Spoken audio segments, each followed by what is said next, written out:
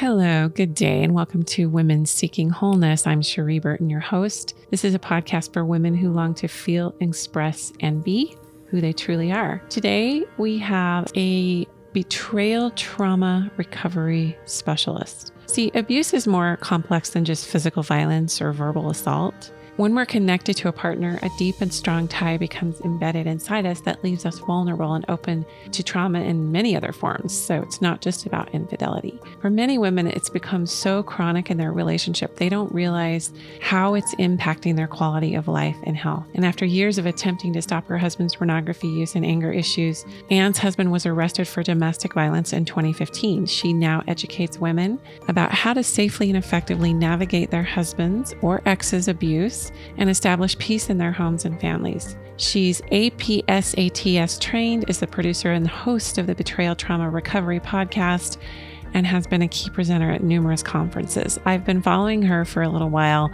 and I think that her stuff is so powerful. What she's bringing to women in terms of how to recognize when they're being manipulated is so on point and so needful and timely in this day and time where women are sort of rising up to reclaim their voice, their power, and to advocate for true intimacy in their relationships. Before we get to Anne, I want to remind you that we're celebrating still the year of Women Seeking Wholeness podcast. And we just on February 22nd celebrated our 1-year mark. And so we're doing some more fun giveaways on the Women Seeking Wholeness Facebook group. So hop on over to there if you haven't asked to join yet and see what we've got going. And then also share this podcast with your friends. I think especially this episode, you might be thinking of a woman or two who could benefit from this information.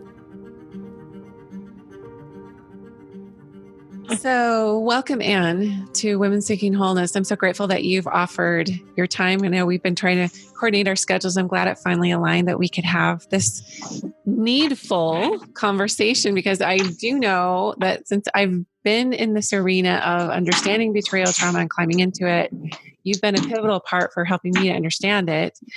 And I think that you're an expert. Like, I kind of look to you as the expert, the lady, the go-to. So let's just dive into your story, because I know it's got to be a fascinating ride. And I think the listeners need to know, like, you've walked your talk. So what happened to bring you to the space where you're now this expert on betrayal trauma? Well, it started with me. I'm going to slam a door really fast. There we go. Okay. It started with me trying to help my husband very empathetically and compassionately recover from his pornography addiction. And as I was doing that for about 5 years, things were not as good as I thought they were in my mind. In my mind, I thought, he's a good guy. He's in recovery. We're on the way up. You know, we have these bumps in the road. And things were actually getting progressively worse, but I did not recognize it at the time. And so we were speaking publicly about his miraculous recovery and all that. And then in 2015, his behaviors escalated to the point where he was arrested for physically assaulting me for domestic violence and got a court-ordered no contact, which was the first time I ever even understood what a boundary was, let alone setting a boundary. And I held that no contact because I didn't know what to do. And I was very nervous and I didn't want to go back to the way it was before. And then rather than studying pornography addiction, which I had been doing for the previous, 5 years, I started studying about emotional and psychological abuse and sexual coercion. And that changed everything for me, as I recognized that I had been in an abusive relationship for 7 years. And that this thing that so many people call pornography addiction might as well be called an abusive relationship from the victim's point of view, right? For him, it is definitely an addiction. Pornography is addictive. But to the victim, it really just is abuse. That's how we experience it. And so as I started podcasting about my experience, at the very beginning, I didn't really understand that. So if you listen to my podcast, which is called Betrayal Trauma Recovery from the very beginning, it won't be as clear and as direct as I am now. And if you start from the beginning and listen to 4 years of me podcasting, which I'm not recommending that you do, but if you did do that, you would sort of hear my progression through understanding this type of abuse and what it looks like and what it sounds like, and also how to recognize when it has stopped. So now I look back and see that I was always in this abuse cycle. And then I can also see that my now ex-husband is still abusive. Like he still is using those same patterns of gaslighting and avoiding accountability and lying and all those types of abusive behaviors. And he's still continuing to do that. So I still hold a no contact boundary. I think it's really interesting for women because when they're doing the pornography addiction route and they're trying to support their husband, they'll get advice like, well, you need to be compassionate and understand, and he's sick, and how can we help him with his addiction and stuff like that. And I think so much of the time, that type of direction only keeps her in the abuse cycle, and it's really, really dangerous for her mental health. Oh, I agree. I think that it's placating and enabling to come strictly from a space of compassion because there's no payoff for them to really step out, step up. And also she'll always be there. Want. Yeah. She'll always be supporting me. Yeah. Yeah. The aim of abuse is twofold. Number one, to get what you want. And number two, to silence your victim. So it's a way of saying, if she has to be compassionate, and she has to be understanding, and she has to be empathetic with your bad behavior, basically she's not ever allowed to be angry or rightfully angry, right? For literal harm that has been done to her. All of her emotions, her valid concerns are basically squashed in the name of, well, let's support him with his addiction. And that is not healthy. And the other thing is it doesn't help him, because with abusive behaviors, the only way to help an abusive man stop being abusive is confronting the abuse and setting boundaries. That's it. There's no way to love, serve, and forgive your way out of abuse. Right. And also pornography is a gateway to so many other deleterious behaviors that threaten the attachment to their partner. Yeah. Yeah, absolutely. So I want to define gaslighting, because this happens in systems, this happens in religions, this happens in relationship dynamics. What is your definition in this context of gaslighting? My definition in this context is altering someone's reality to fit your fantasy world. So a really good example of this is, let's pretend like a husband is having an affair at work, and his wife expects him to be home at 6, and he gets home and she's got dinner ready. The kid, everything's ready to go, and she doesn't hear from him, and he doesn't get home till 6:45. Let's just pretend. And when he walks in the door, she says, "Where were you? You were supposed to be home at 6. Like, everything was ready. You were late." And instead of saying like a normal reaction, like, "I am so sorry, I should have called, I got in an accident," or, something, he says, "Well, I worked so hard. I worked so hard for you. Why don't you respect my job? Why can't you ever understand what I'm going through? Why can't you see it from my point of view?" That type of thing. The point of that is to alter the reality of the situation to make it that she has done something wrong, rather than that he is actually doing something wrong and trying to hide it from her and protect himself. Yeah. And that happens so much. A wife will say, "Do you use porn?" And he'll say, "Oh, absolutely. No, I love you. Why would I do that?" That's gaslighting right there, because that's not the truth. Well, if it's not the truth, right, then it's not the truth. And it's altering reality to fit his fantasy, to fit the fantasy that he would like and the fantasy that he wants his wife to live in, right? Because if she lived in reality and realized, oh, he is using porn, or he is having an affair, or my reality is not good, then she's probably going to try and do something about it. But if he can keep her placated and keep her reality that she's got a quote unquote good marriage and a man that works hard and he's a good guy and he shows up to church, then she's a lot less likely to sort of rock the boat. right? Yeah. She's a lot less likely to challenge him and his behaviors. So he's trying to make her live in fantasy world. Yeah. And that totally is a payoff for him and all his avoidance mechanisms to continue the behavior, because there's so many other things in these other domains that are working. Why would we even rock the boat, like you said, over here? So, I want to ask you about something, because I mean, do you have children, by the way? Did you have children with your husband? Yeah. I have 3 children. Okay. How old are they right now? Right now they're 10, 7, and 5, but my youngest was 11 months old when my ex was arrested. Oh boy. Well, I have a 7 and a 5-year-old as well. And then I have young adults. But what's interesting is I've been with the same guy for 25 years. We separated, last summer. We're technically still separated, but we're in the process of reconciliation. A lot of my listeners know kind of my story with this. He was not a pornography addict. A lot of people have asked me that, right? Did he cheat on you? Was he a porn addict? No. The thing that happened though, is that after we separated, we didn't create any agreements or boundaries around dating other people. And it wasn't even in my vernacular. It wasn't even up for me. I wasn't even going there. Right.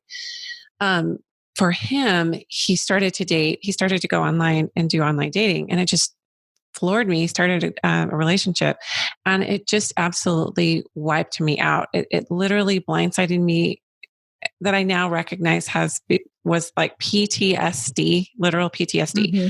And we're going to talk about betrayal trauma, because I didn't even know I was in it. And what's interesting is I had gone to a center to learn yoga. It was actually a sexual betrayal recovery center the year previous, and was around a lot of other women whose husbands, who had gone through betrayal trauma because of some of their husbands' addictions. And I was like, oh my gosh, those poor women. Like, I don't get it. Why don't they just go? Why don't they just leave? What's going on here? Like, back up, sister. And I love these women. And they were very, very strong. But I noticed that, and it was kind of preparing me for what would happen to me when I discovered my husband's dating and relationship. So anyway, it was very brief. It was only a couple of months, but it was enough for me to, and by the way, we did yoga teacher training together, these groups of women. And so I knew how to get in my body, understood how to breathe. I understood, but what happened with the betrayal trauma is like everything went out the window. All my skills, all my tools, all my embodiment practices, my semblance of mind. I literally became a crazy lady. And I reached out, found you through a friend, and then, hired one of your coaches to kind of walk me through what was happening. And it was so fascinating to live in that, because I'm typically a very grounded, logical, successful. I'm not one to fly off the handle or become neurotic. This side of me just like emerged, and it literally scared the living daylights out of me. I became suicidal. I became desperate. I became massively codependent, which triggered up a whole firestorm of, and a lot of people would have known this because I'm continuing my podcast. I'm running my business. I'm doing the mom thing. The only person I really wanted to hurt was myself and him. And so everything, like, it was super fast. Everything ended super quickly. And then we started on the process of reconciliation. He's like, I had no idea you cared so much. I never knew that this would have been a thing. I thought we were divorcing. I'm like, so did I. But you're not supposed to do that. You're not supposed to go date. Like, what the heck?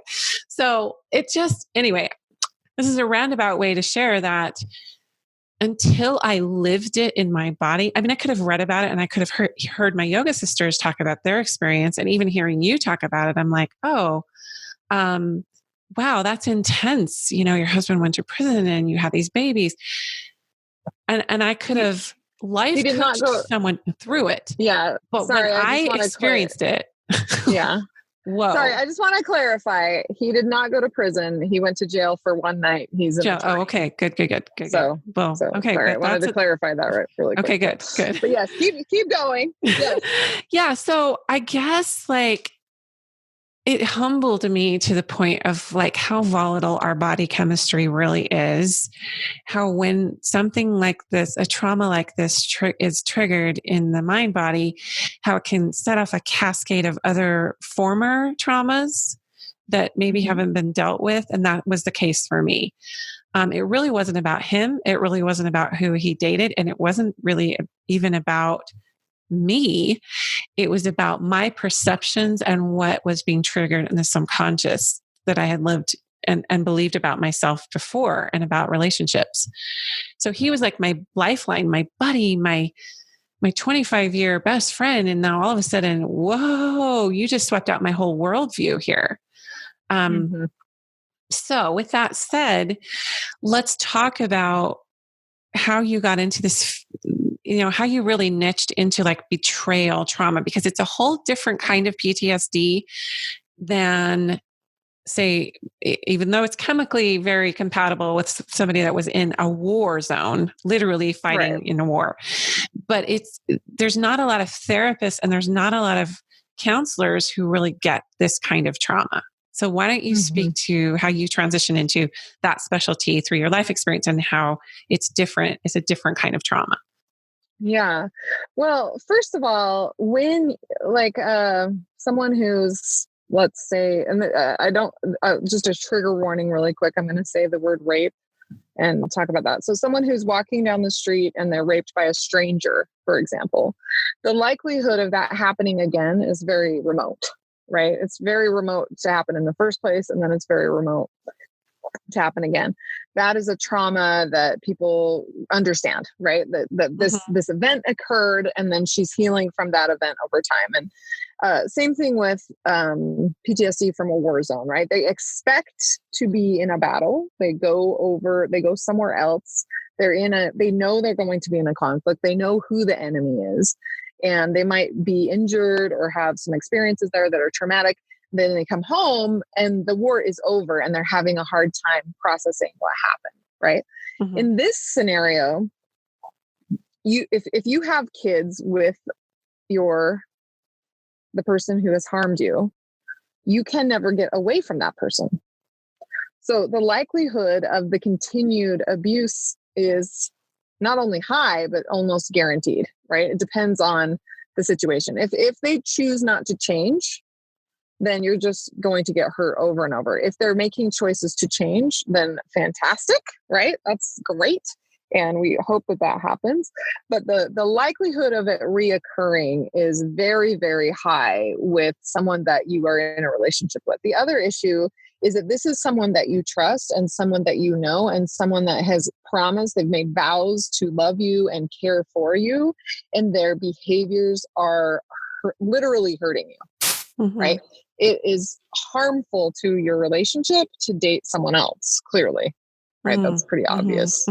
It's harmful to your relationship to lie to someone about something as important and as intimate as sexual acts, right? Masturbation, pornography, whatever it is, emotional affairs, anything that is harming your marriage. So it's the taking the person who should have your back and they are actively harming your relationship.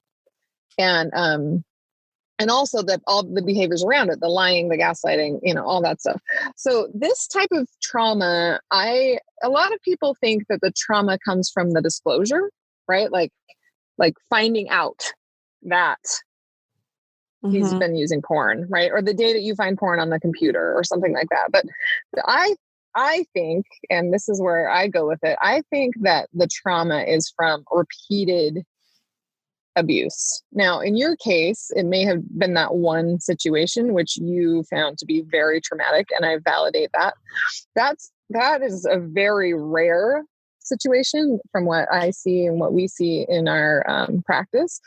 Is that what we see, generally speaking, is that there is a pattern and a history of repeated abusive behaviors. And when I say that, I mean lying, manipulation, gaslighting, and infidelity.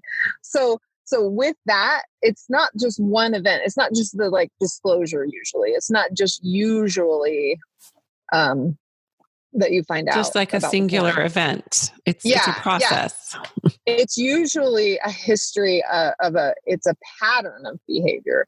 And that, I think, is what a lot of sexual addiction recovery professionals miss, is they miss this pattern of abusive behavior and they just focus on, okay, well, now that he's come clean, great, let's move forward. Yeah. And what they do is they set up a thing where he has his own, and this didn't happen to me. This happened to several of my friends, where he's too scared to tell her.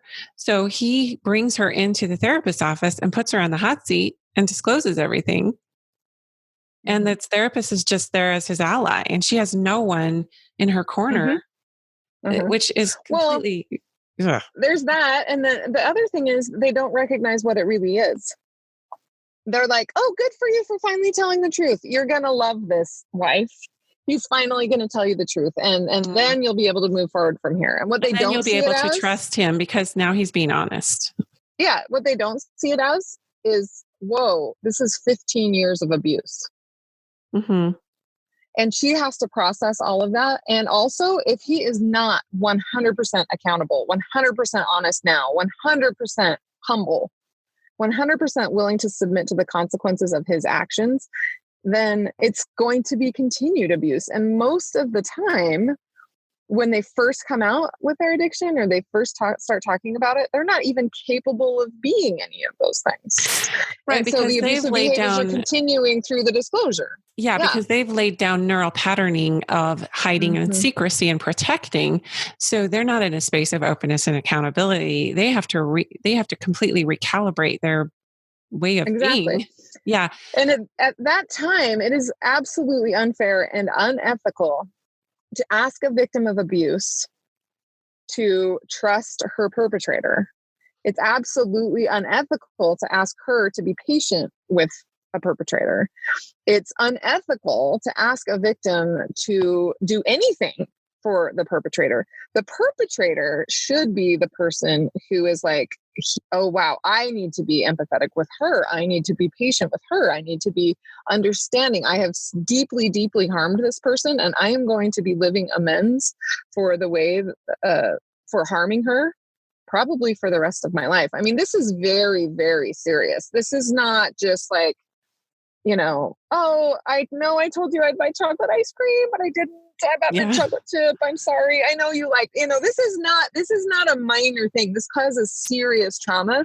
And he needs to recognize that she is not in a position to, nor should she be in a position to give him empathy, support, love, because she's terrified, right? And traumatized. And she's the one that needs the empathy, the support, the love, and the patience.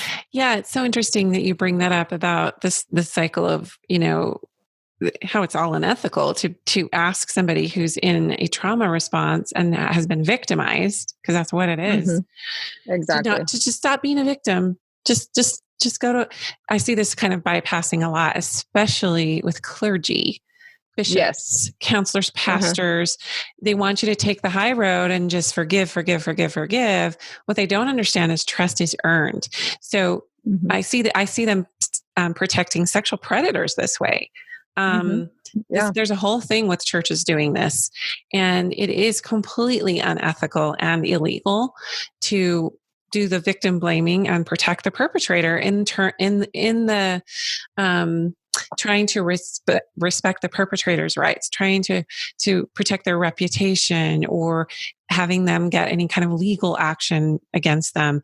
It needs to stop. And I can see it's like the family is a microcosm for the bigger problem in our society, the macrocosm of protecting perpetrators. And okay, so I like what you said about, there has to be 100% accountability, 100% openness. Otherwise, I can't remember how you worded it, but like that's the only way that it's going to shift, right? Is if that perpetrator who was, doing the betraying, so to speak, comes clean and stays clean in that accountability. What does that look like? How do you set an agreement with that? I love the idea of reconciliation. I love the idea of repentance, if you will, of people changing. I absolutely believe in it. I think it's beautiful and amazing. And I wish that for my own life. When someone has not changed, the idea of them changing can keep someone in an abusive situation, right? Mm-hmm. So when victims are in this situation and they think, do I believe in grace? Do I believe in Jesus? Do I believe in change? And in their core, especially religious women, in their real core, they think, yeah, right? Those are my values. Yes, that is what I believe. And so the hope of that is different than it actually having occurred, right? Mm-hmm. Mm-hmm. There's a difference between hoping someone will change and someone being changed, someone having been changed. Right. And I think that what women are looking for is signs that he is changing or has changed. And we have a lot of podcast episodes about that. And there's 2 books that I really recommend. One of them is called Why Does He Do That by Bundy Bancroft. And the other one is called The Verbally Abusive Relationship by Patricia Evans. And these 2 books are really good for women to recognize if the abusive behaviors have stopped completely. And until they have stopped completely, then boundaries are the most important thing. Now, when I say boundaries, so a lot of us have abusive family members, let's say, or people, when I say abusive, I mean people who maybe lie or manipulate, or they're just, another word for it might be toxic, right? Some people might use that word. They're just not healthy. They're not healthy people, right? I have somebody like this in my own family, and I'm close with them and I love them. And from time to time, they exhibit these types of abusive behaviors. One of them is blocking, where they refuse to have a conversation about just something that's pretty simple, but they do it to maintain an imbalance of power. And you can learn about that in Verbally Abusive Relationship. But when that happens with this particular person, I just bow out, right? I set a boundary of like, okay, you know what? I'm not going to have this conversation anymore. And I used to get in a fight with them, but now I'm like, okay, you know what? I'm going to go now. And I just leave. Or I say, oh, it's time for you to go. You need to go. And they go. And so when I say boundaries, people think sometimes like, oh, she's so pro-divorce or she hates men, or none of that is true. Yeah. What I do think is, if the behavior is an abusive behavior, then setting a boundary about that behavior in real time is what you need to do. And if they are getting better and if they really want to improve, the abusive behaviors will de-escalate over time. Mm-hmm. And if they're not, every time you set a boundary, they'll realize, oh, this isn't working, right? And you just set boundaries. And someone who doesn't want to change, or someone who doesn't understand, or someone who's just not going to get it, their behaviors are going to escalate, right? So they'll gaslight more, they'll try and manipulate you more, they'll lie more, which is really hard to see if you set a boundary and then in the narcissistic communities, they call it hoovering, like a Hoover vacuum. They try and suck you back in. Yeah. So that's like a grooming period where they seem amazing and they seem really great, but they're lying to you, but you can't tell, right?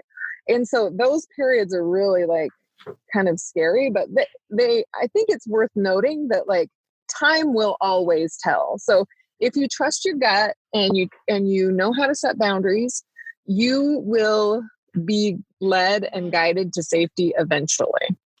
Yeah. And I do hear what you're saying about, the chronic nature of the behaviors. Like in my case, it wasn't chronic. There wasn't a pattern.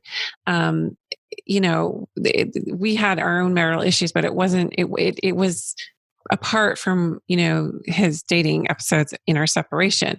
So what I see a lot with women is they just become numb to the sign. Well, there's that. And there's also like, they feel stuck because, well, in my case, I have my own business. I'm totally self-sufficient. I'm financially free. I can take care of myself, etc. For a lot of women, it's the powerlessness of not only speaking up and quote unquote blowing the whistle, but because there are some men and women too, but we'll just say men for now, who are really in that narcissistic mode of like getting people to think it's all about them through gaslighting. and everything that revolves around the control. So they don't have resources. They're not financially self-sufficient. They have given up everything for the spouse because the spouse is all about control.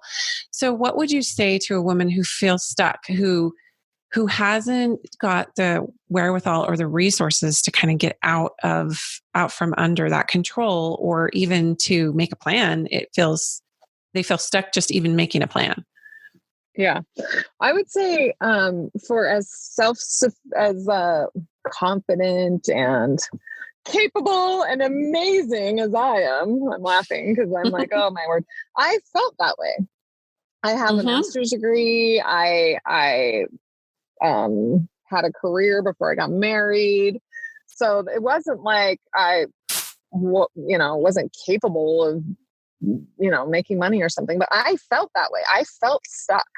I felt like this has to work. This is my kid's dad. This is my husband. This is the person I have vowed to love and care about. And I just desperately, desperately wanted it to work. And even after his arrest, I did not file for divorce. I was just hoping and praying that he would figure it out, and come and want to come home and make some efforts to come home, which he never did. 9 months later, he filed for divorce. So having been that person, I guess I would say that it's so foggy and it's so dark and it's so impossible and it's so overwhelming that really the only thing to do is to survive and take one step at a time. I tell a lot of women that it's like you're on a spaceship and you've been hit by a meteor. And in the movies, when that happens, all systems power down, right? And you're on critical systems only. So the spaceship, like the lights go, and they shut down. And it's kind of, you can imagine a movie like this, right? And they have to like figure out how to get back to Earth or whatever, right? You are in critical systems only if you are in a relationship where you are still being exposed to abusive behaviors. And you need to do the critical systems only thing where you don't have to worry so much about how you look at church or if your house is clean or, anything like that. But really getting in touch with what your values are. Who am I? What are my values? What do I really care about? And then taking one small step toward them. And that might look like saying, you know what? I don't want pornography in my home. And I can tell he's using pornography from his behaviors, because you can never tell if they're using it from any other reason, right? Like if somebody wants to hide it, you could never, ever find it. So you might say, I just feel unsafe with him sleeping in my bed. So your first step might be taking your stuff and sleeping in the guest room, or it might be asking him to sleep in another room. Your next step might be something else. I don't know, but it's just going to be one step at a time. Yeah. And otherwise it'll just be too overwhelming for the, Yeah. You just can't do it. And it may or may not lead to divorce. And I think that's what's really scary. When I held the no contact boundary that the judge had given my ex, I desperately wanted to talk to him. Oh my word. I would be in bed at night, just like clawing the sheets, wanting to call him, wanting to see if he was okay, that kind of thing. But I just felt God telling me, no, this is the boundary that I gave you. Hold it and see if there's any signs that he is capable of changing. And I never saw any of those signs, but the only thing I did during that time was just hold that one boundary. And it was a major boundary and it was a big boundary, right? But I just held that one boundary. And for some women, their one boundary might be like, I'm not going to ever drive in the car with him. If we're ever going to go somewhere, I'm going to take my own car. That might be their boundary, because they're like, every time we're in the car, we get in an argument and it's awkward and I end up getting hurt. And so I'm going to take an Uber, right? Or I'm going to take a Lyft, or I'm going to walk, or I'm going to call my friend, or whatever it is. That you have more resources than you think. And you also have the ability to set boundaries in your current situation more than you think. And so I think part of the problem is that women feel like they don't have options, and you have so many options. And your option might be that you don't eat with him at your dining room table. You're eating. If he comes in, you just pick up your stuff and you go and you do something else.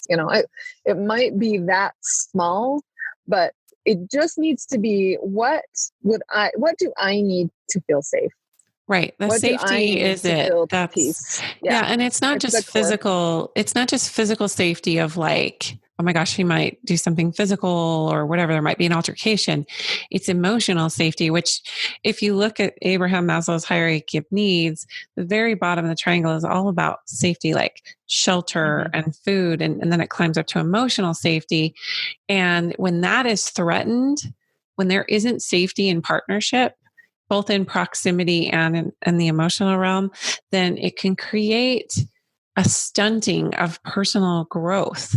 That's why I tell women, if you're in these situations, you're a better mother to your children because you can grow and expand and evolve if you're emotionally safe and physically safe. If you're not, you're going to be stunted and stymied as a parent if you're not safe. Exactly. And you are not emotionally safe with someone who wants you to live in a fantasy land, who is lying to you and manipulating you and not sharing the truth with you.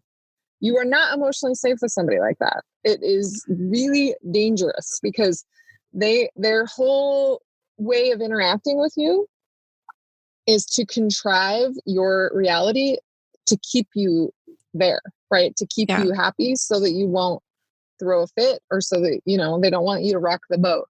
And that's a really scary situation, right? That is not okay. It's absolutely not mutual. It's not a partnership. It's not a friendship, right? That is someone using someone else. And that is actually at the heart of pornography use, is that using other people as objects, as sex objects, as drugs. Drug addicts abuse drugs, alcoholics abuse alcohol, and pornography addicts, they abuse people. That's their drug of choice is people, and their sexual partner is going to get the brunt of that. And I think that it's really important to recognize that living in a place that's not real, where someone is actively trying to deceive you, is extremely dangerous to your spirit and your mind. Yeah. I think what was helpful for me personally when I went into betrayal trauma, because like you have a master's degree, everything that, like, in saying that, I had resources, but like emotionally, there was no emotional safety for me. So I kind of went crazy for a little stretch. And what was interesting is that I found that the sensory anchoring, like grounding and breathing, had a minimal effect, but I had to find someone I could share with. I had to find another human being that was safe, that I could say, hey, I'm feeling this. I need, some support here. Okay. Yeah. There's so much we could explore. And with diving in deep with this, how can I'll put in the show notes how people can find you, but just as a final shout out, is there anything that you would add to someone who's in a difficult situation as just like a first step to, maybe they woke up, now they know this is not safe. What do they do first? And then we'll just kind of wrap it up from there. Yeah. I think it's super important to have the language to talk about your experience. So many women don't want to say the word abuse, or they don't want to say the word gaslighting or something, because they think that it will make it appear out of nowhere. That's not what's happening. You're in this situation, and having words to describe it will only help you. It will not hurt you. And I think when I first started down this route, I was like, I didn't want to read about things because I thought, I don't want to acknowledge that this is abuse, right? There's this mental block where I just did not want to go there. And that makes sense. But I just want to tell women that, like, getting more educated is not going to hurt you. It will only help you. So my podcast, which is Betrayal Trauma Recovery, is a really good place to start just listening, so that you have the language to talk about it and so that you can process it. A support group. We have a daily online support group, which is multiple times a day in every time zone. It's called Betrayal Trauma Recovery Group. We also have a checklist for women to just like go down the list of things that they need to recognize. So that is at btr.org/checklist. Yes, super valuable and practical. And you're doing a great work. You're pretty badass, actually. He messed with the wrong woman, because look at all the work you're doing. I'm just going to say Thank that. you. Well, I'll end with saying I'm actually really grateful for him. Like he's taught me most of what I needed to know to run Betrayal Trauma Recovery. And I have a life now that I absolutely love, and I love what I do, and I get to work with these amazing women. And so I'm really grateful that he gave me this amazing gift. Yes, that's a beautiful way to frame it. And thank you. Thank you for the work you're doing, for your time today. Okay, thank you. It can be a tricky terrain, when we're talking about abuse and all its subtle and not so subtle forms. She talked about two aspects. The only ways to heal are 1, to confront the abuse, and 2, to set the boundary. And then abuse is all about getting what that person wants and silencing their victim. And I guess those are just the real markers of knowing that, yes, we do have a right to be angry. We have a right to be angry when someone is overstepping or silencing. So altering someone's reality fit your fantasy, the definition of gaslighting, super powerful. And exposing the behavior is the last thing the abuser wants. So the more we talk about this, and the more in love and in a gesture of invitation to heal, we are open and transparent and talk about these things. I guess as a tribe of women, it can be quite emboldening and empowering for women who are feeling silenced, or who feel trapped, or who don't feel like they have options. So thank you for listening today. And again, please share this with your girlfriends, sisters, mothers, daughters, whoever you think would benefit by these kinds of discussions. Have a beautiful week, and we'll talk to you next time on Women Seeking Wholeness.